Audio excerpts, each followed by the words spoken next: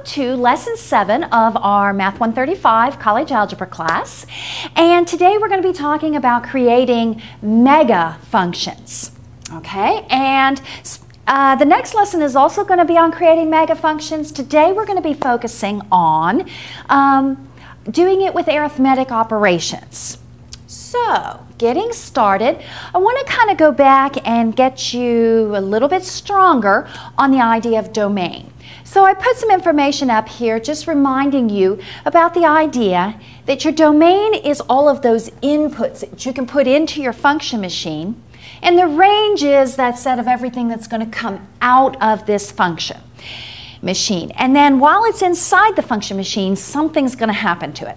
Of course, that depends upon what the function happens to be. And so we're going to do just a little bit of practice. Because we're going to start putting these functions together, it helps if we're up on the basics. So looking at our first function here in number 1, f of x is equal to 23x minus 75, what would be an appropriate domain? And I did say in the directions that we want to write this domain in good interval notation. Okay? So, what kind of numbers can we put in? Well, you basically want to think, I can put everything in unless there's something that would go wrong. And in this particular case, can you think of any number to which you could not multiply 23 and then subtract 75? No, I can't either. So my domain, one way of writing that would be negative infinity up to positive infinity. Now you can also put the fancy script R for all real numbers. Now number 2, is it still okay to put anything in there whatsoever? Well, you better watch carefully. In this case, whatever we put in, we're going to take its square root.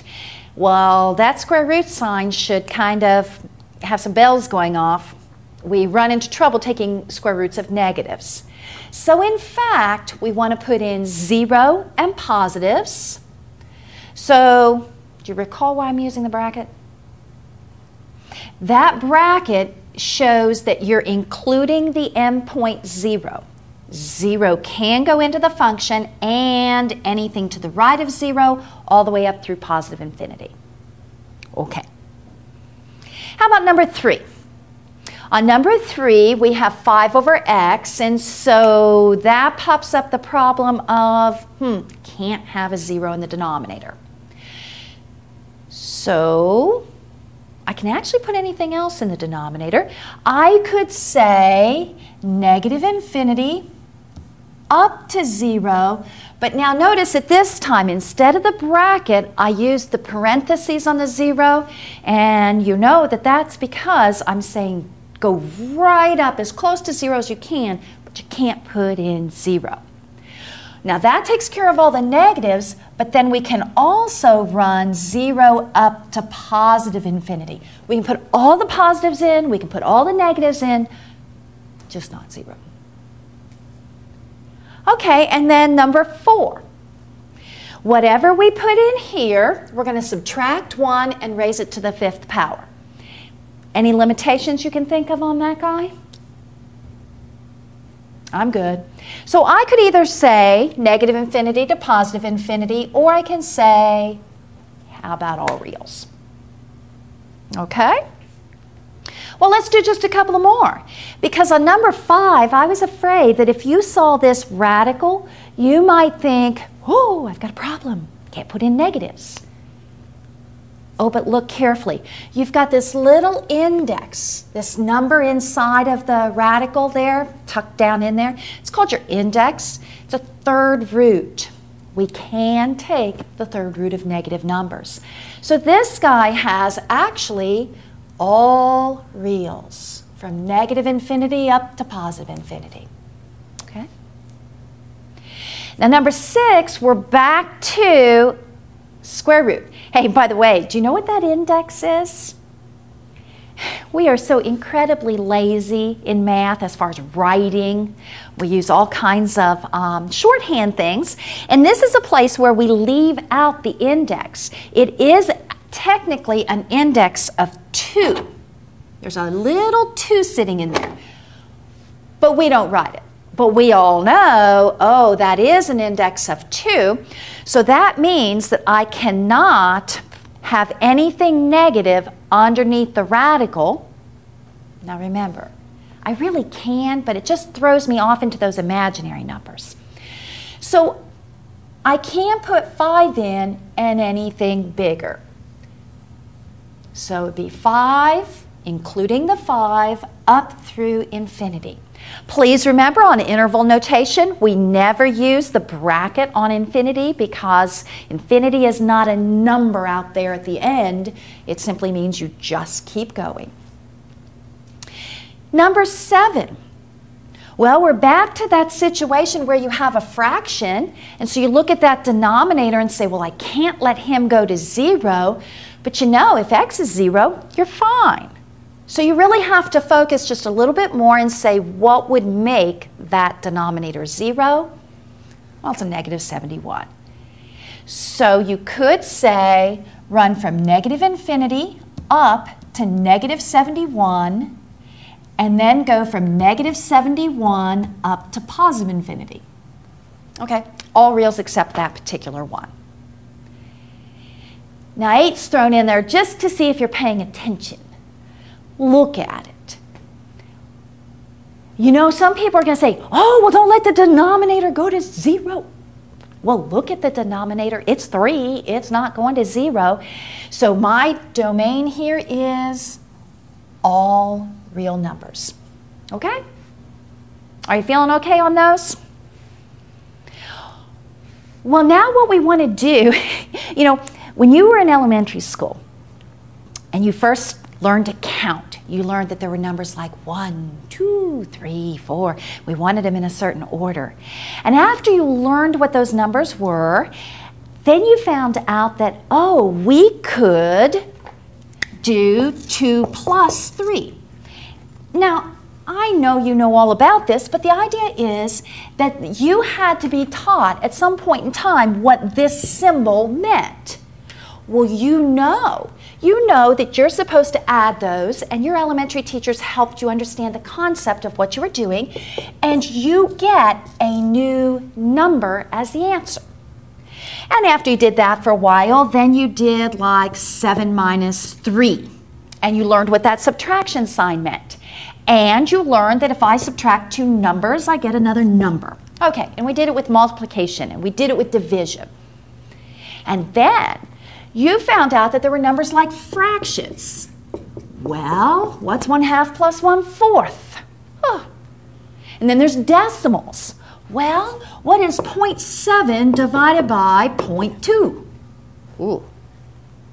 You may not really want to do that, but you know what that's talking about. And you know that if you do any of these arithmetic operations on any number, you're going to end up with another number, usually of the same variety. Meaning that if you divided decimals, you would give me your answer as a decimal, right? Well, what's kind of cool is we love to do add, subtract, multiply, and divide in math. So we get these new critters called functions, and guess what we do? We add them, we subtract them, we multiply them, and we divide them. That's what we're going to be looking at today. Okay, so here's what I've set up. We've got this cute little function machine again. One of our function machines is the function f of x is equal to x squared. That little exponent's really tiny. It might be hard to see. But what this function machine does is anything that goes into it, it's going to square it. Now my second function machine, my G machine, he's going to take any input and multiply it by 3. Okay? So you see, then I want to know, well then, what happens with f plus g? What will that answer be? And I decided to pick the number 5. Okay? So here's what we're going to do. We're going to take this number 5, and he just ran into the f function, and he comes out as 25. Then we take that 5 and we run him into the g function. Remember, those are elements out of the domain going in. Then he comes out as a 15. Well, then what do I do with f plus g of 5? Well, that would actually be f of 5 plus g of 5. Now that's the definition of how we add functions. You know, you may not realize it, but mathematicians have actually defined how this happens. It's pretty tough theoretical constructs that we go through to verify that's what we mean. Well, in the case of adding functions, what we say is take the independent values coming out of the function and then perform the operation on those outputs. So I need to do 25 plus 15. I end up with an answer of 40. Okay? Well, if you get that, then guess what? The minus, times, and divide are really going to be pretty easy as well. So if I have subtraction of two functions and I want to know what is f minus g of 5, that's going to be f of 5 minus g of 5. And just like we defined addition of functions to be that you perform that operation on the outputs, we do the same thing here. So I would have 25 minus 15. My value would be 10. In the case of multiplication, I would have f of 5 times g of 5. Hey, and I did try to make sure that I always use this dot as the indication of multiplication. Now you know that I really could write it as FG right next to each other like that. The only thing is I like to make absolutely sure that you know what I'm talking about. So I have a tendency to put that dot in there just to emphasize, I mean multiply. Wow, now I have to do 25 times 15. Of course, the easy way to do that is, if you have 15 quarters in your pocket, how much money do you have? If I'm not mistaken, it's $3.75. So, I believe this is 375. Okay? And then our last guide to do the division, same exact process, we would end up with f of 5. We're going to run that 5 through the f function. We're going to run the 5 through the g function, and then we divide the answers. Well, that's going to end up being 25 over 15, which you can reduce then to 5 over 3. Okay? That seems like an easy enough idea, doesn't it? I think it is. I don't think that adding functions or subtracting functions should be really any particular grief. Now, I thought it might be really nice to look at this in a second way. I'm using the very same two functions that we just talked about, and I've provided for you the graph. The purple parabola here, of course, is what you recognize as the graph of f of x equals x squared. And you know that g of x equals 3x. This is a linear equation. So this blue line here is the graph of g. And so then I said, well, what would this look like if we do f plus g of x? Now, what the heck is up with throwing an x in there? Do you know what that means that I'm going to do? It means that I'm not going to just find f plus g of 5. I'm going to find as many of those values as I can. I'm going to put lots of numbers in for x. So let's go ahead and get started on some of these and see what we can come up with. And I think it's kind of neat pulling it from the graph. Okay? Now remember that by definition, this is equal to f of x plus g of x. Okay? So if I want to, let's say start at 0, because usually 0 is a good starting point, I need to do f of 0 plus g of 0. So look at the graph. What does the f function spit out when x is 0? Well, it gives me a y value of 0. What does the g function give as an output at 0? It gives me 0. What's 0 plus 0? We got that one. Now, if I want to do 1, this would be f of 1 plus g of 1. Well, at 1, this guy's giving me a 1. The blue line is giving me a 3. So adding 1 and 3, we get 4.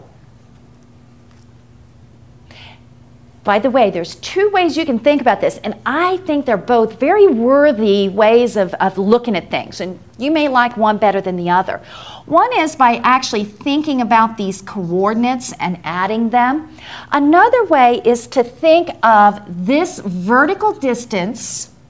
That's actually the output from my f function, and adding that to this vertical distance. And some authors and so forth will talk about that as addition of ordinates. It's kind of a neat idea as to adding this vertical distance with this vertical distance, and it puts me up here at y equals 4. Now if I go to 2, f of 2 is apparently a 4. G of 2 is 6. 4 plus 6 puts me at 10. Hey, do you see that that's going to continue to grow as we go off there to the right? Why do you think that's going to happen? Well, you know, both of these curves are increasing as we head off there to the right. So it just makes sense that as I add these increasing numbers, this guy's just going to continue to grow. Okay. So let's go to the left. Let's look at -1. I need f of -1 plus g of -1. That's a 1. Remember, I'm pulling the y coordinates. That's a 1. It's a -3. I get -2. When x is -2, I've got a 4, and I have a -6. I'm sitting here. Hey, do you think, I love to try to outthink a problem, be ahead of the game. Do you think this is going to continue to drop as we go off here? Well, now it becomes an interesting problem because you know you've got your line dropping off, but you've got your curve heading upward. Which one do you think has more pulling power? Well, we'll see in a minute if you were right. Well, let's go to -3. At -3, this guy's giving out a -9, and at -3, this is giving out a +9. So we are at 0. Well, apparently that turned. Let's just do one more.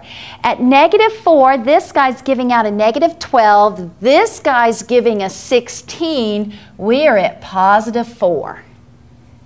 Oh, so apparently this is going to take a curve kind of like this. Actually, I think it drops a little bit in here. Okay. Yeah? Kind of interesting. My parabola is off just a teeny bit, but it is a parabola.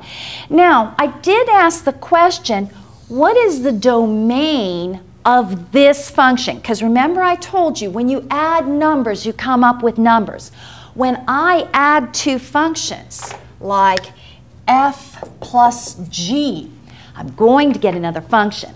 Now, you know, we could call that new function Harry if you like, but we're kind of out of letters almost, not quite, but we have a tendency to just call them f plus g. So the question is, what's the domain of f plus g? So the question is there anything that I can't put in to this? Well, do you realize that what you really need to focus on is, what can I put into f? What can I put into g? And since I can actually put into those all real numbers, my domain for this sum is all real numbers. Okay?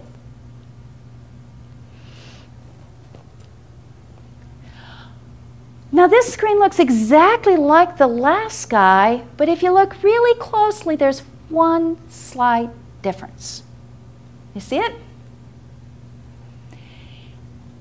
What would f minus g look like? And by the way, we're not going to go on and do the product and the quotient. I just wanted to give you a little taste here of how you could use the graph to come up with these values. Now, by definition, f minus g of x is f of x minus g of x. And so for any value in this function, I find his value through the f function, I find his value through the g function, and then I subtract. And remember that these outputs are the y coordinates on the graph. Well, if we start at 0, hey, remember, and you may have to keep me straight, the f function is the one that comes first, and he's the purple curve. So we're really doing the y coordinates along this parabola minus the y coordinates of the blue line. Okay, we'll have to be careful. So I have 0 minus 0 is 0. Now let's check out 1. When x is 1, f gives me out a 1.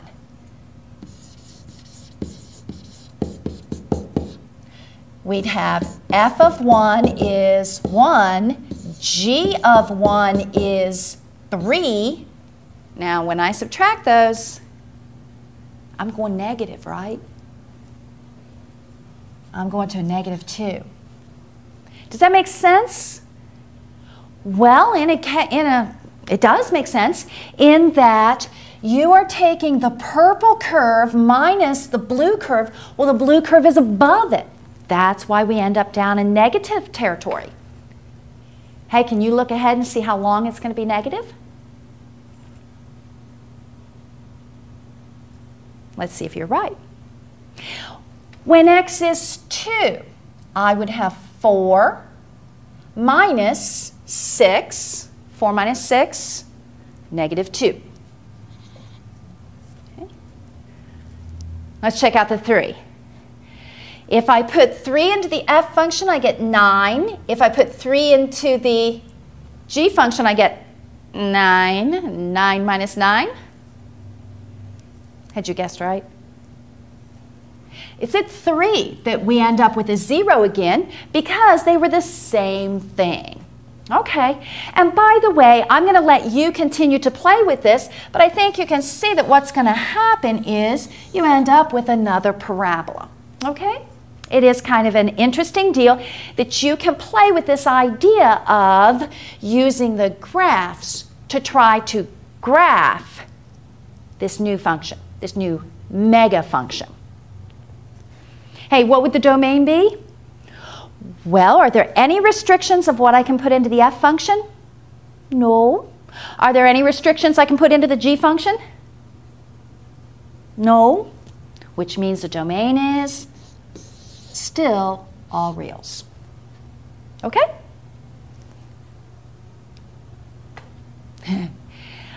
Well, now, I still have the very same two functions, and I want to continue exploring with this. And so the first thing I said in number 1 here is, I'd like you to find a particular value for me. We're not graphing all of them. I simply want to know, what is f times g of 0? Well, I think you probably realize from before, that's going to be f of 0 times g of 0. What is f of 0?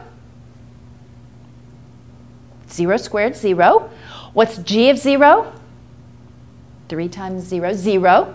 So we have 0 times 0, 0. Okay, what about the division? So we end up with f of 0 divided by g of 0. And what?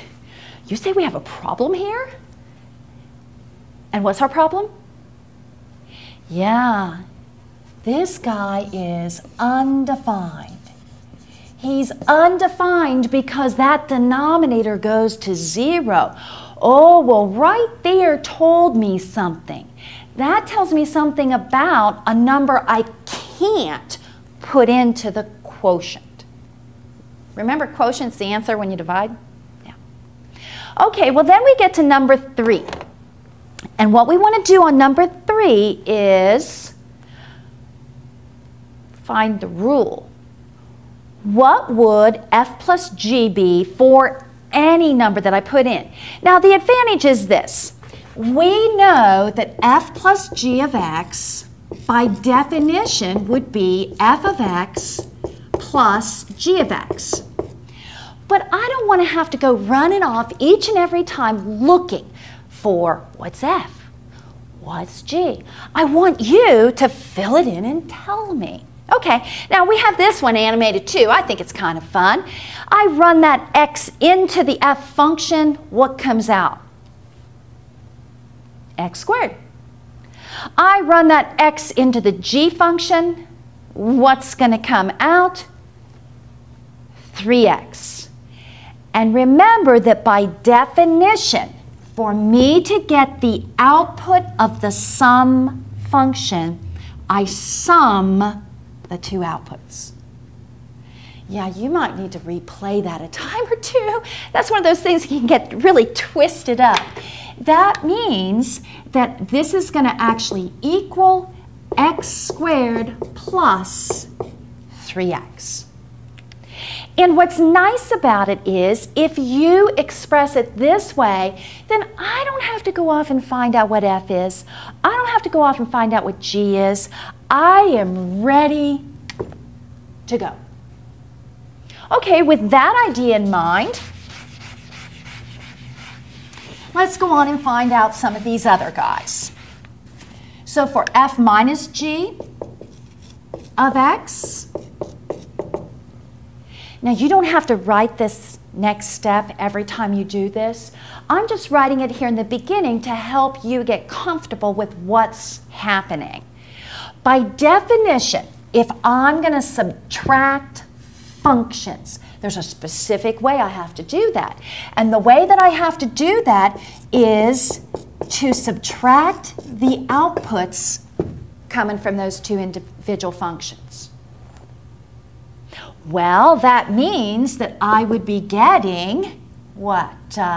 F is going to spit out an x squared. G is going to spit out a 3x. So I have x squared minus 3x. So the rule for f minus g of x, remember I said when you add two numbers, you get a number. When you add two functions, you get a new function. And this new function has a name, kind of a boring name, but a name of f minus g. Who are we to judge? And his rule is going to be x squared minus 3x. Okay? Well, then number 5. How about f times g of x?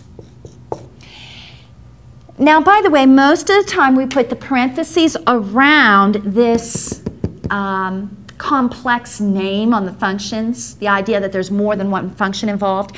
And do you remember why we're putting parentheses around the x there? We're putting parentheses around that x because that's saying it's input into the function. Now, I do need to clarify this for you because sometimes students confuse this use of parentheses with this use of parentheses. What do you do in this case? This is a distributive property. You multiply that 2 through. This is saying 2 times this entire quantity. And I don't want you to think that that's the same thing as here. I know a lot of our notation looks different. You just kind of have to work with it enough that you get comfortable with the notation. This is not showing any particular multiplication there between these two parentheses. It's saying here's the name of the function. This is the input into the function. By definition, this is f of x times g of x. And f of x is x squared. If I put an x into the g function, he gives me out a 3x. And in this particular case, I could go ahead and rewrite this and say, okay, we're going to have 3x to the third.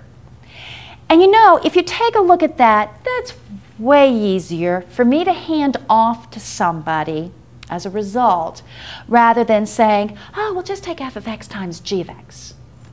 This is nicer. Well, we have one more to look at as far as describing our functions, and that'll be the quotient, f over g of x. Again, remember, this is simply showing name of the function, the compound function. Here's my input into that function. By definition, that's f of x divided by g of x. Okay, and then f of x is x squared, g of x is 3x, and you could simplify this to x over 3. However, you do need to get used to the idea that any time what you're canceling in your fraction is a variable, there needs to be in the back of your mind this little worrisome voice that says, could that be 0? Could that be 0? Because you're not allowed to cancel a 0.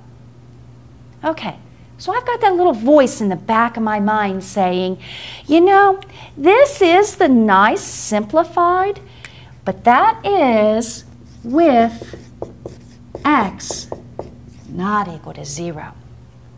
Now, in a sense, I'm getting a little bit ahead of myself, but I just want you to be good math students, and I want you to pay attention as you do your work.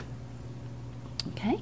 Because in numbers 7, 8, and 9 here, we want to talk about the domain.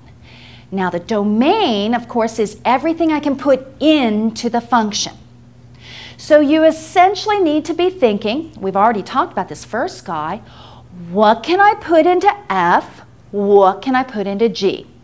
Because you know, from my picture here with function machines, any item, any input value I set right here, he's going to run through f. He's going to run through g. Then I operate on the answers. That means that if there's any particular element that I can't run through both of them, I have to throw him out of the domain of the big mega function. Well, in the case of f, what is my domain for f? He is all reals. What's my domain for g? He's all reals. That means I can pretty well put everything in, right? What about number 8, the domain of the product? I'm going to run something into f, I'm going to run something into g, and then I'm going to multiply the answers. I'm good. Okay? So on 7, by the way, if I go back here, on 7, my answer would be all reals. We'd actually talked about that on a previous screen. My answer on 8 is all reals. But then I get to 9. And in 9, the question is, what's the domain of the quotient? Well, hopefully you already know fractions just bring up these worries. Can't let that denominator go to 0. You can't divide by 0. Okay? And I'm trying to remember if we've actually talked about dividing by 0 before. So let me give you a little bit of an idea, because I don't think we have. The question is, if I have a over b, which one of those can I let b equal to 0? For example, can I do 0 divided by b? Is that okay? Can I do a divided by 0? You know, because we get confused. Which one can we do? Which one can we not do? Well, what I often tell about in class is this. What if I decide that you guys are my favorite algebra class of all times?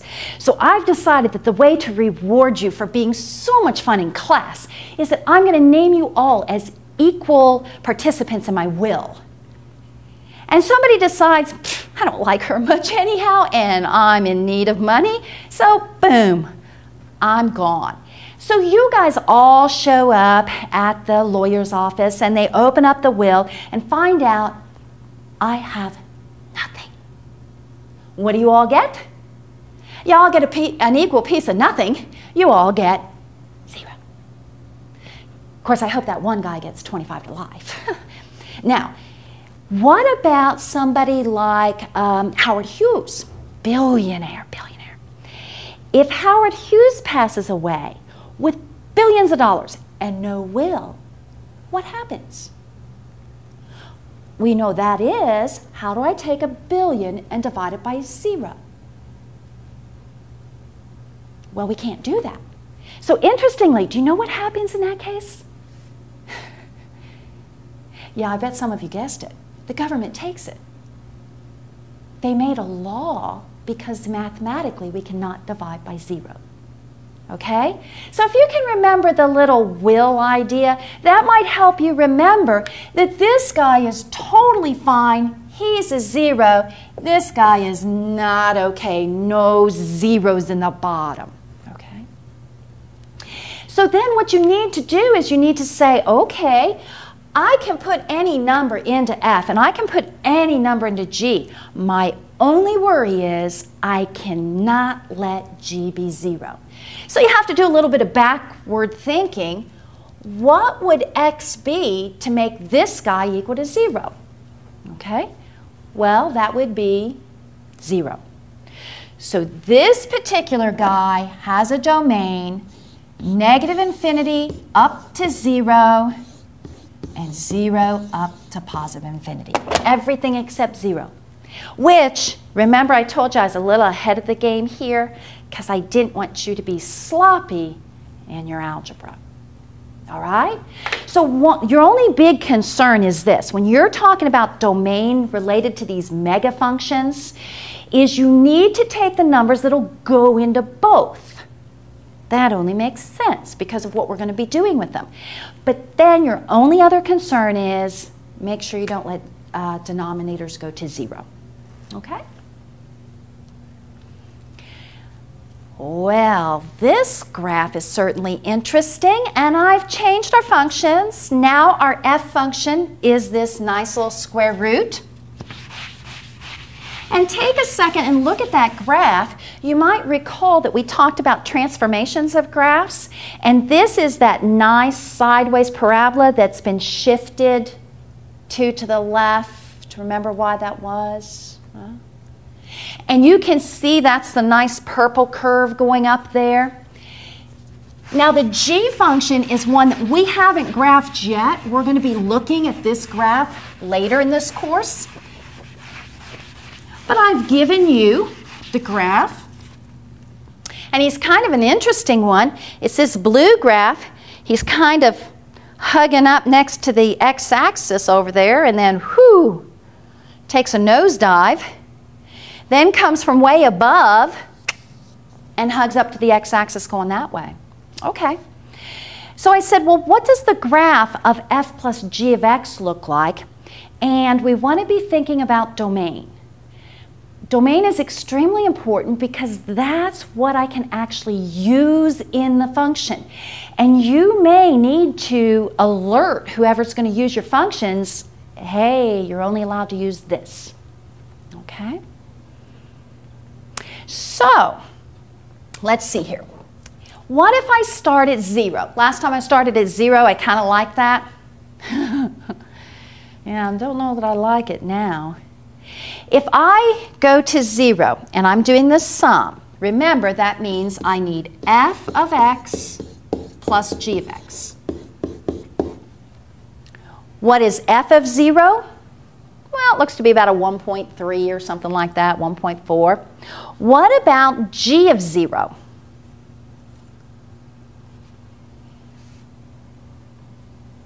Well, I don't see anything there at all. And let's come up here. What if we just plug it into the equation? Oh, but it's that whole you can't divide by 0 crud. So what does that tell you? it means apparently I cannot put 0 into this sum function because I can't put it into G. I can put it into F, but who cares about that because I can't put it into G. So I can't use the 0 at all. Well, can I put 1 in? Let's check that out. Well, if I put a 1 in, out of the F function, it looks like I'm getting about a 1.7 or something like that. And if I put it into the G function, I'm getting a 1. So yeah, apparently I can get maybe a 2.7 or something kind of like that. Okay. If I put in the 2, into the 1 function, I'm getting a 2 out, and to the other one, I'm getting about a half. So I'm at about a 2.5. And if I put in the 3, hey, do you realize I can actually plot points all through there? Okay, I think it's going to be a little bit weird. And if you want for fun, go ahead and add a bunch of those up and see what graph you get. But let's look to the left of 0. What if I try -1? Now, -1, this guy's giving me a 1, this guy's giving me a -1, so I get 0. Okay. What about -2? At -2, this guy's 0, this guy's about a -1/2, so I'm right there. So apparently I've got some graph going on over here. What about -3? What if I let x be -3? So I look over here and, well, I find the blue graph, but I sure don't find the purple graph there, do I? Well, what if I put -3 in here? Oh, by the way, I apologize. This is actually x plus 2, because that went 2 to the left. So just kind of fix that. It's an x plus 2.